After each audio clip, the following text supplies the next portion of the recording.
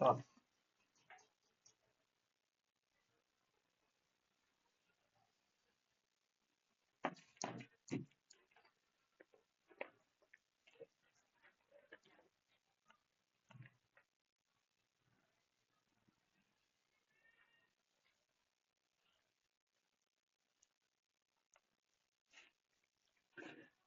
चला. कंबाईन 2021 चा पेपर आपण एक्सप्लेन करणार आहे. अं, हा पेपर झाला होता 26/2/2022 ला. ठीक आहे. त्यातला आपण पहिला पार्ट आता करणार आहे. या पेपरमध्ये ना मी तुम्हाला फक्त क्वेश्चनचे उत्तर नाही सांगणार, तर ते क्वेश्चन सोडवायचे कसे आणि त्याचबरोबर उत्तरापर्यंत लवकर. कारण कसं पोहोचलं पाहिजे, कारण आपल्याला एका तासात 100 क्वेश्चन करायचे असतात. त्याच्यात मॅथचे 15 असतात. त्यावेळेस 15 होते, आता 20 असतात. त्याच्यामुळे तुम्ही at the same time fast पण पाहिजे आणि अॅक्युरेसी पण मेंटेन ठेवली पाहिजे. कारण जो लास्ट टाइमचा कट ऑफ जो गेलेला आहे ना, 62.5, तर आपल्याला त्याच्यासाठी प्रिपेअर राहिलं पाहिजे. ठीक आहे. तर आता पहिला क्वेश्चन आपण एक्सप्लेन करतो मी तुम्हाला. पहिल्या क्वेश्चन मध्ये पहिलं काय करायचं, तुम्ही गेले गेले पहिलं बरोबर विचारले का चूक विचारले त्याला गोल करायचं, त्यानंतर चालू करायचं. ठीक आहे. पहिलं स्टेटमेंट आहे, पंचायत राजवर क्वेश्चन आहे हा. ठीक आहे. तर पहिला क्वेश्चन बघा. सरपंचाची ज्याची निवड ग्रामपंचायतीच्या सभासदांकडून झालेली आहे, आता उपसरपंचाचे रिक्त ज्यांनी राजीनामा दिला त्याच्यामुळे पद रिक्त असेल, तर रिक्त झाल्याच्या दिनांकापासून 30 दिवसाच्या आत भरले पाहिजे. ठीक आहे. नाही कळालं तर तसंच राहू द्या. त्यानंतर दुसरं स्टेटमेंट बघा. थेट मार्फत निवडलेल्या सरपंचाचे रिक्त झालेले पद रिक्त झालेल्या दिनांकापासून 3 महिन्यांच्या आत भरलं पाहिजे. आता एक 3 महिने 31 दिवस म्हणजे दोन्ही तर नसणार आहे. ठीक आहे. जिथे दोन्ही असेल ना, ते ऑप्शन पहिला कट करा. ठीक आहे. आता म्हणजे तुम्ही आता 75% चान्सेस आहेत की तुमचे बरोबर यायचे. ठीक आहे. आता त्यानंतर 3 महिने तर असं काही नाही, कारण 6 महिने ते पूर्ण ग्रामपंचायतीसाठीच असतं. आणि सभासदांचं पद रिक्त झाल्यावर ते 30 दिवसाच्या आत पाहिजे. त्यामुळे ब ऑप्शन चुकीचा आहे. ब ब गेला. आता आपलं 50% आलं. आता तिसरा स्टेटमेंट आपल्या उत्तर करा. ग्रामपंचायतीच्या ज्या सदस्याचे पद सतत ग्रामपंचायतीच्या सभेला गैरहजर राहण्याच्या कारणास्तव रिकामी झाले असेल, तर तो लगेच पुन्हा निवडून येण्यास पात्र नसतो. असं असं काही नाहीये. तो लगेच असतो. ठीक आहे. त्यामुळे क गेला. उत्तर तुमचं एक आहे. ठीक आहे. आणि जरी तुम्हाला माहित नसेल ना, तर आधी तिन्ही स्टेटमेंट वाचायचे, त्यातून तुम्ही बरोबर आहे ना. कारण जर क तुम्हाला जर पहिल्यांदाच माहित असतं क चुकलेलं आहे, तर तुम्ही डायरेक्टच उत्तरापाशी आला होता. ठीक आहे. Question number 2. आता क्वेश्चन नंबर 2 मध्ये काय दिलंय, ग्रामपंचायतीच विचारलेला क्वेश्चन आहे. हं? महाराष्ट्र ग्रामपंचायत अधिनियमातील ग्रामविकास समिती विचारलंय काय, ग्रामविकास समिती संबंधीच्या तरतुदी खालील विधानात सांगितलं. पहिल्यांदा हायलाईट करायचं काय विचारलंय ते, त्यानंतर पहिलं विचारलंय योग्य. आता योग्य विचारलंय तर मल्टी स्टेटमेंट आहे. तर याच्यात आहे ना, याच्यात की हायलाईट अशी असते की तुम्ही ना खालून गेलं पाहिजे आणि सगळ्यात शेवटचं स्टेटमेंट पाहायचं, मग काय वरती जायचं. आता ग्रामसेवक हातीचा पदसिद्धी सचिव असते. आता ग्रामविकास समिती आहेत ना, त्यात हे बऱ्यापैकी बरोबर आहे की तिचा सदस्य सचिव विचारलाय ना तुम्हाला. त्यानंतर ही तर बरोबर आहे. आता उपसरपंच हा त्याचा पदसिद्ध अध्यक्ष असतात. उपसरपंच नसतो, तर त्याचा पदसिद्ध अध्यक्ष हा ते ना त्याच्यातून निवडतात. ठीक आहे. त्यामुळे ड चुकीचा आहे. आता ड गेला, मग हा ऑप्शन गेला, हा ऑप्शन गेला. आता अ ब कई आणि ब कई. आता आपल्याला अ बघितलं पाहिजे. अ जर बरोबर असेल तर 3 येईल आणि अ चुकलं असेल तर डायरेक्ट उत्तर येतं. ग्रामविकास समितीतील सदस्यांची एकूण सदस्य संख्या 7 पेक्षा कमी नसेल आणि 17 पेक्षा जास्त. आता हे पाहिलं ना, तुम्हाला कळतं हे ग्रामपंचायतीबद्दल आहे आणि समितीबद्दल नसणार आहे. त्यामुळे अचुकीचं उत्तर तुमचं 2 आहे. आता मग असतात कसे, तर आता याच्याबद्दल मी तुम्हाला माहिती सांगतो. तर याची स्थापना ग्रामसभा करते. त्याची सदस्य संख्या मिनिमम 12 आणि मॅक्सिमम 24 असते. ठीक आहे. 12 दूने 24. त्यानंतर याचे सदस्य संख्येमध्ये कसं आहे की ग्रामपंचायत त्याच्यातून 1/3 सदस्य असतात ना, ते असतात ग्रामपंचायतीतून. 50% त्यात महिला पाहिजे आणि 3/4 हे वंचित गटातून आले पाहिजे. ठीक आहे. समजलं? त्या नोट्स काढून ठेवा तुम्ही साईड बाय साईड. त्यानंतर आता क्वेश्चन नंबर 3. सरकारी आयोग याच्याबद्दल विचारलंय. सरकारी आयोगाची स्थापना 1983 ची आहे. ठीक आहे, संसदेने केलेली आहे. ठीक आहे. त्यानंतर आता त्याच्यात सदस्य कोण होते, तर सदस्यासाठी तुम्हाला एक ट्रिक सांगतो. शिवसेना लक्षात ठेवा. ठीक ठीक आहे. एक शिवरामन आहे आणि दुसरा सेनगुप्त आहे. ठीक आहे. ते एकदा चेक करून घ्या आणि नोट्स मध्ये ऍड करा. कारण हे विचारलं जातं की याचे सदस्य कोण होते, किती मेंबर होते. तर 1+2 मेंबरची कमिटी होती. याची स्थापना पार्लमेंटने केली. ठीक आहे. आता आता त्याच्या रिकमेंडेशन, तर रिकमेंडेशन मध्ये काय केलं त्यांनी की राज्यपाल, त्यानंतर आता रिकमेंडेशन मध्ये ना सांगितलं आलंय की राज्यपाल रद्द करा. राज्यपाल पद रद्द करावं असं काही नव्हतं. त्यांचं असं म्हणणं होतं की राज्यपाल आहे ना हा स्टेटच्या बाहेरचा पाहिजे आणि तो पॉलिटिकली ऍक्टिव्ह नसला पाहिजे. त्यामुळे पहिलं चूक आहे की रद्द करावं असं काही म्हणणं नव्हतं. अखिल भारतीय सेवा रद्द करा हे पण नव्हतं. हे सगळं रद्द करावं असं असं असं काही नव्हतं त्यांचं, की ते डायल्यूट पाहिजे. आणि त्यांचं असं म्हणणं होतं की मोर फेडरलिझम पण पाहिजे आणि ऍट द सेम टाइम त्याचं सेंटर स्टेट रिलेशन पण व्यवस्थित राहिलं पाहिजे. त्यामुळे याचा ऑप्शन आहे 4. ठीक आहे. आता तुम्ही सरकारी आयोग पाहिला तर याच्याबरोबर 2 आयोग अजून तुम्हाला सांगतो. एक आहे राजमान्य, जो तामिळनाडू गव्हर्नमेंटने स्थापन केला. त्यानंतर पुंछी, हा एक आयोग हे करायचा. यांच्या डेट बघायच्या आणि यांचे रिकमेंडेशन तर नाही विचारणार यांचे, पण यांचे मेंबर बघा.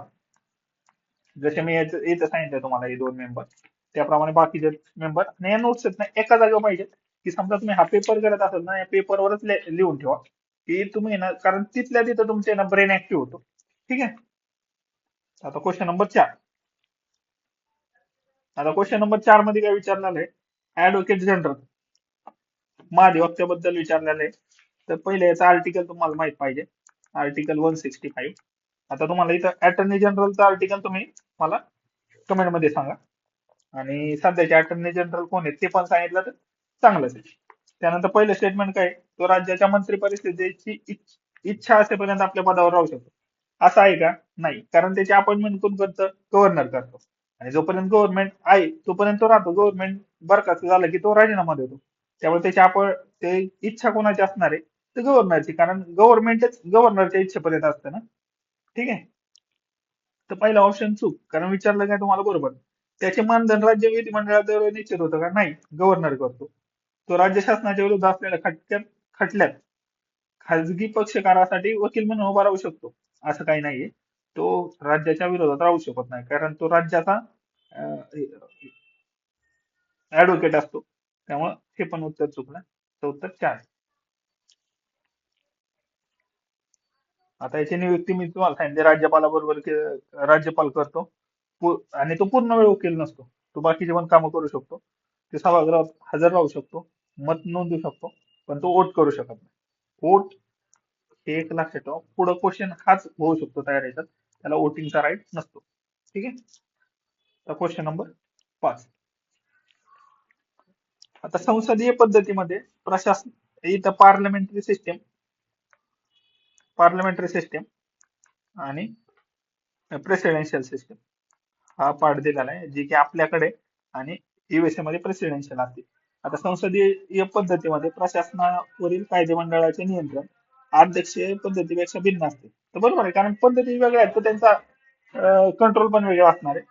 प्रशासनावर कायदेमंडळाचे नियंत्रण हे लोकसत्ता शासनाची महत्वाची वैशिष्ट्य. बरोबर आहे हे पण. पण ह्याचा आणि ह्याचा काही रिलेव्हन्स नाही की हे असं असतं म्हणून अध्यक्षीय पद्धतीमध्ये वेगळं असतं. त्यामुळे हे दोन्ही स्टेटमेंट बरोबर आहेत, पण त्याचं स्पष्टीकरण नाही. ठीक आहे. तर तुम्ही ना पेपर सोडवताना ना ऍक्टिव्ह राहिलं पाहिजे, की त्याचा रिलेव्हन्स पण तुम्हाला त्या विदिन सेकंड मध्ये कळलं पाहिजे की आता हे असं आहे म्हणून ते तसं आहे का, तर नाहीये. कारण तेवढा ऍक्टिव्हनेस आणि ऍक्युरेसी मेंटेन ठेवायची असेल तर थोडासा अभ्यासातली पद्धत वेगळी पाहिजे आणि पेपर सॉल्व्हिंग टेक्निक तुमच्या वाढल्या पाहिजे. तर आता क्वेश्चन नंबर 6 बघू. क्वेश्चन नंबर 6 मनी बिल बद्दल दिलेलं आहे, की जे आपल्या बजेट बद्दल दिलेलं आहे. आता मनी बिल आहे किंवा बजेट आहे, याचा आर्टिकल काय आहे? 112. ठीक आहे. तर ते गव्हर्नमेंटचं बिल असतं, त्याच्यामुळे हे फक्त मिनिस्टर मांडतो. ठीक आहे.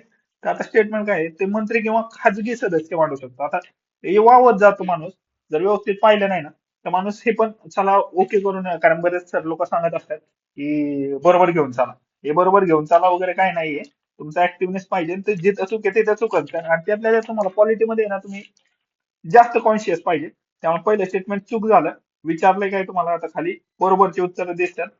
ठीक आहे, तर मग तुमचं गेलं, गेलं तुमचं डायरेक्ट उत्तर. आता इथं तुम्ही टाइमपास नाही केला पाहिजे, बाकीचं आहे ना पेपर घरी येऊन वाचा, तर तुमचं ते 1 तासात होतं. नाही तर मग तुम्ही इथं सगळे स्टेटमेंट वाचायला गेले ना तर टाइम, तुमच्या पुढच्या क्वेश्चनचा टाइम जातो. त्यामुळे पेपर आहे ना सॉल्व्ह करायला जा, पेपर वाचायला जाऊ नका. ठीक आहे. आता तरी पण पुढच्या स्टेटमेंट का चुकीचे ते बघू आपण. ते राज्यपालांच्या शिफारशीशिवाय मांडता येत नाही, हे बरोबर आहे. एखादे विधेयक अर्थविधेयक आहे किंवा नाही असा प्रश्न उपस्थित झाल्यास राज्यपालांचा निर्णय अंतिम असतो. तर राज्यपालांचा निर्णय अंतिम नसतो. तर हा तुमच्या स्पीकरचा, स्पीकर ऑफ लोकसभा और लेजिस्लेटिव्ह असेंब्ली, ठीक आहे, यांचा निर्णय फायनल असतो.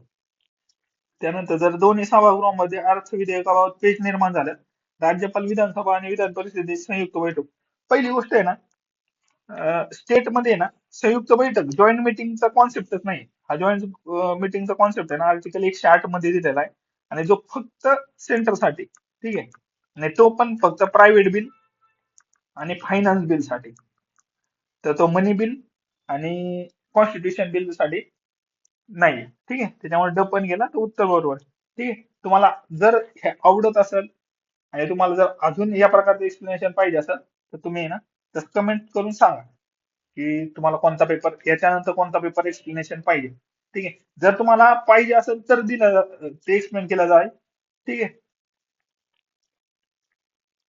आता क्वेश्चन नंबर 7, त्यात पहिलं पहिलं बघायचं. आता मल्टी स्टेटमेंट आहे, याच्यात एकदम तुम्ही फास्ट पाहिजे. भारतीय संसदेला राज्यसूचीतील कोणत्या विषयाबाबत राष्ट्रीय हितासाठी कायदे करण्याचा अधिकार आहे, जर तत्संबंधी टिंबटिंबने ठराव मंजूर केला तर. आता पहिली गोष्ट, आर्टिकल 249 मध्ये हा अधिकार राज्यसभेला, ठीक आहे, राज्यसभा. आणि तो पण कसा आहे, 2/3 मेजॉरिटीने प्रेझेंट अँड वोटिंगच्या, जर तो पास केला तर राज्यसभा असं करू शकतो. आता मग हे बघा, पहिलं तर लोकसभेचा आहे त्यात रोलच नाही, त्यामुळे 2 ऑप्शन गेला. आता एकूण सदस्य संख्येच्या बहुमताने आहे का, नाही. एकूण सदस्य संख्या नाही, तर प्रेझेंट आणि वोटिंगच्या मतदान करणाऱ्या हजर राहून, त्याच्यामुळे 4 उत्तर.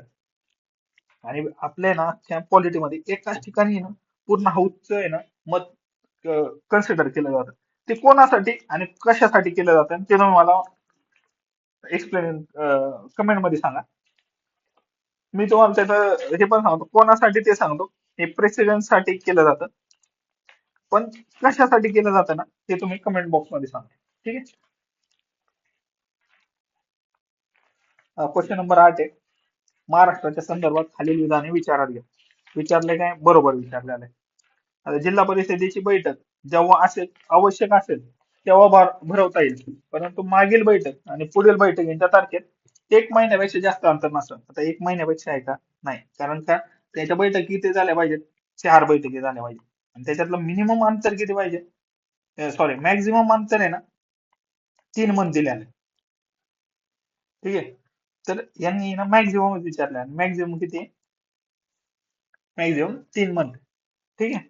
आणि जे तुम्ही मला ग्रामसभेबद्दल सांगा, ग्रामसभा किती झाल्या पाहिजेत आणि ग्रामपंचायतीच्या बैठकी किती झाल्या पाहिजे. ठीक आहे, कारण ग्रामपंचायत आणि ग्रामसभा या 2 गोष्टी कधी कधी समजत नाही. ठीक आहे, त्यामुळे चुकीचं आहे, तर गेलं आहे. आता ब क तर बरोबरच आहे, त्यामुळे ब क वाचायचं पण नाही एक्झाम मध्ये, डायरेक्ट ड पाहायचं. ड मध्ये काय दिलं, अध्यक्ष आणि उपाध्यक्ष यांच्या अनुपस्थितीमध्ये बैठकीचे अध्यक्षस्थान विषय समितीचा सभापती भूषवेल.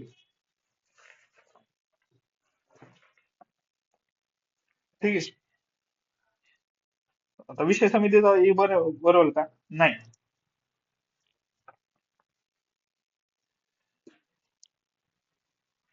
आता दुसरं बघू आपण, हे स्टेटमेंट थोडं साईडला ठेवू. ठीक आहे, तर ब मध्ये काय दिलंय, जिल्हा परिषदेचे अध्यक्ष 1/5 पेक्षा कमी नाही इतक्या सदस्य संख्येच्या लेखी विनंतीनुसार विशेष बैठक, म्हणजे स्पेशल जे सिटिंग आहे ना त्यासाठी ना 1/5 नाही तर 2/5 पाहिजे, त्यामुळे हे चुकीचं आहे. ब चुकीचं जर असेल तर ऑप्शनच राहत नाही. त्यामुळे आयोगाने काय केलं, हा हॅश केलेला आहे. आता हा हॅश का केला हे तुम्हाला मी सांगितलं. ठीक आहे. तर याचं काय आहे 250. आणि क आणि ड तर बरोबर. पण क आणि ड असं ऑप्शनच नाही. तर याचं उत्तर पाहिजे होतं क आणि ड.